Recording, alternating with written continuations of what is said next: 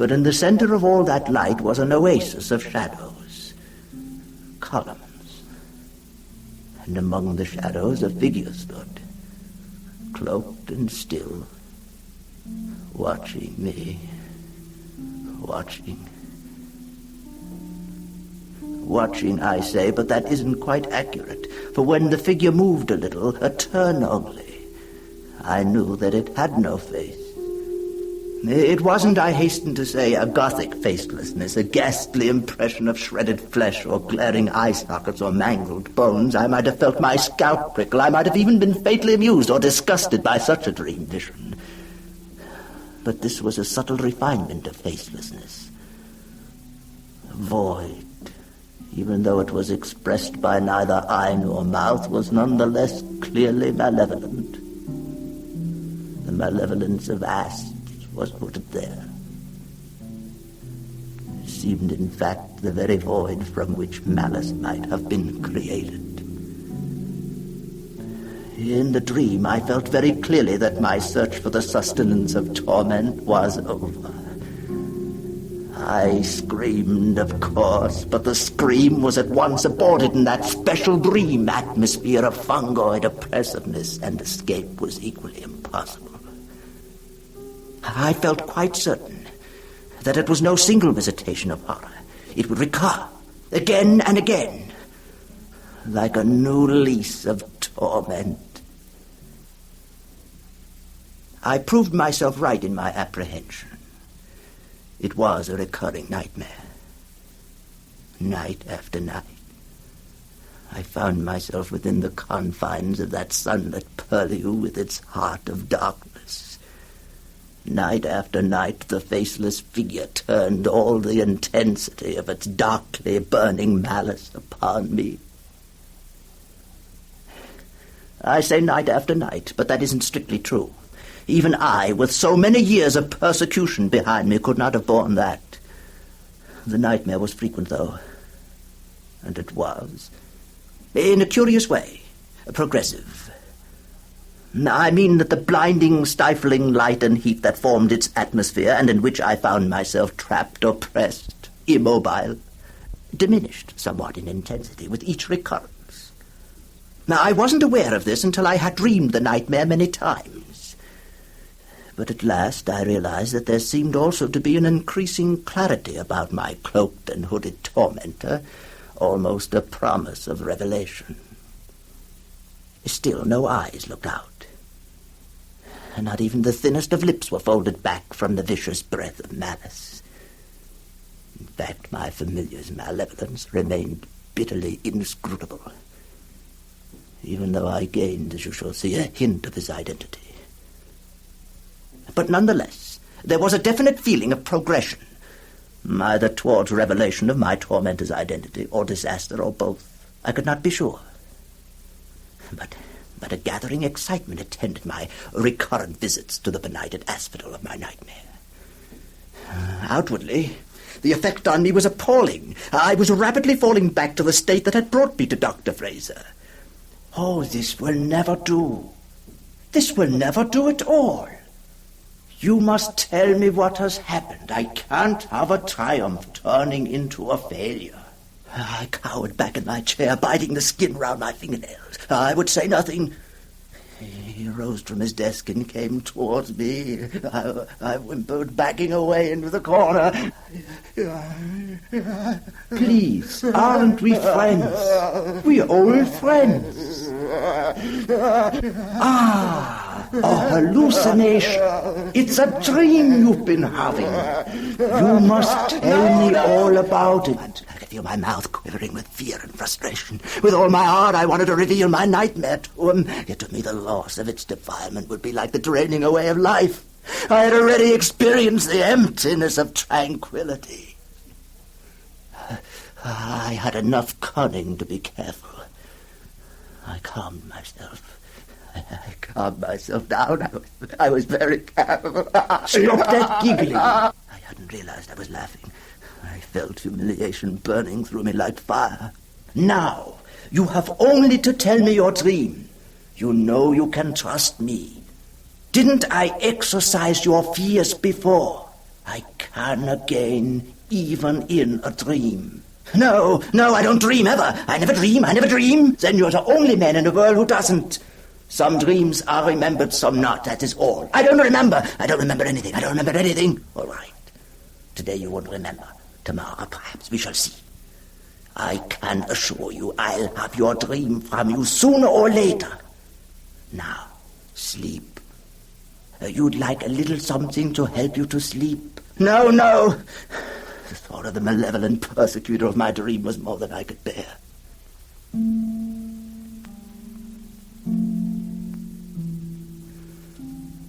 Yet I moved onwards through time towards night, and sleep was a fascination combining horror and lust.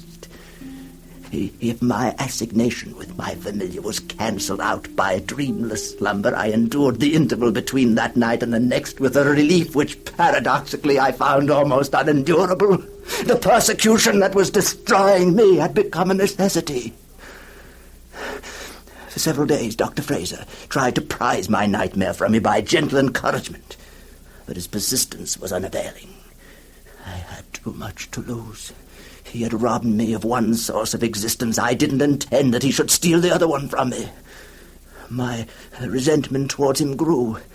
I longed for revenge upon him for cornering me as he had. After all, whom else could I blame? But as I have hinted before, I am not the sort to plan or execute overt reckonings.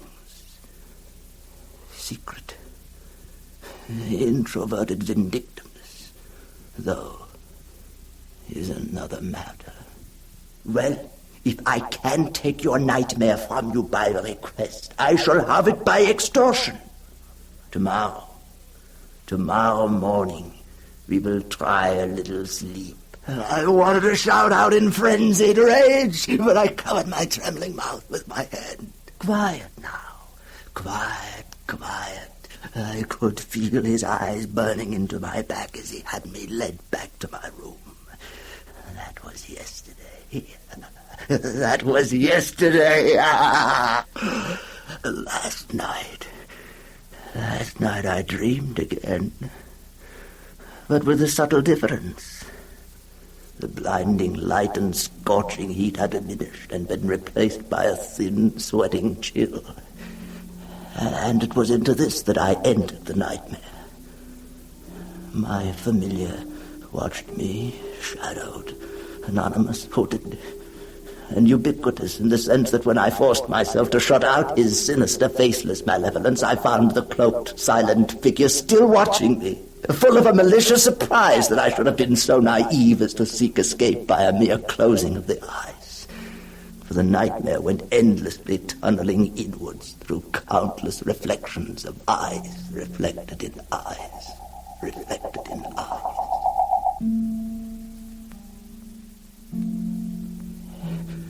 And this time, I experienced also a strange duality.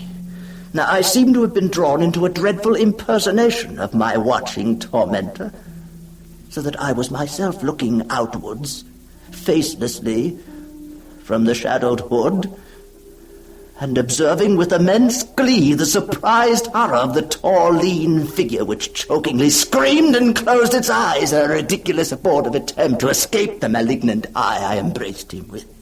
The recognition of myself as a creature eaten by malevolent persecution, yet at the same time triumphantly and vindictively projecting malevolence outwards, should have been more than I was capable of bearing.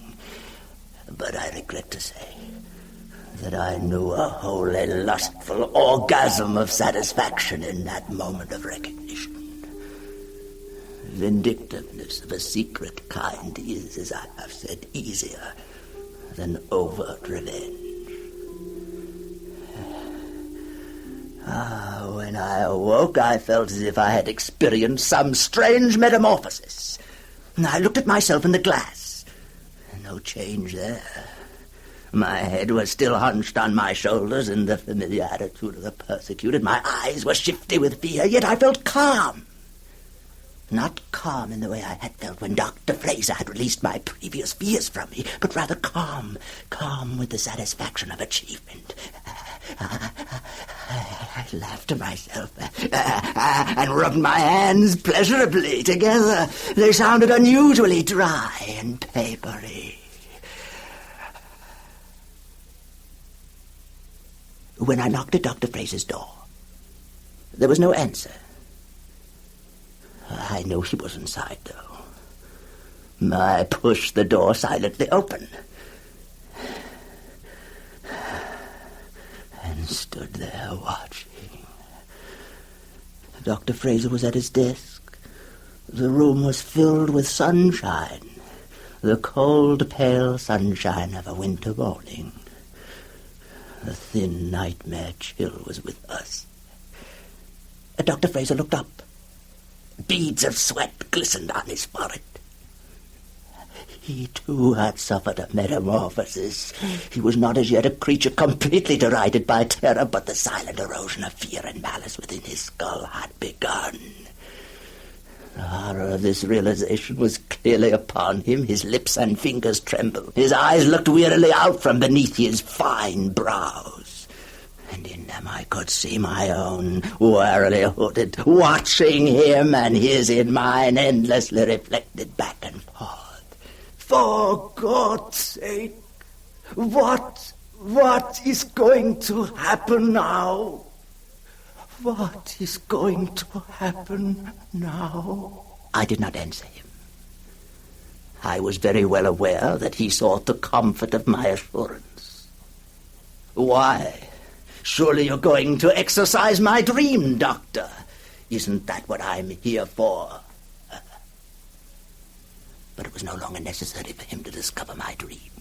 He already knew it. Nor was it necessary for him to tell me that last night he had experienced the first long nightmare of persecution, in which the lean, cloaked, faceless figure stood watching him, just as I watched him now, malevolent and sinister, and I would always be with him. I would always be with him.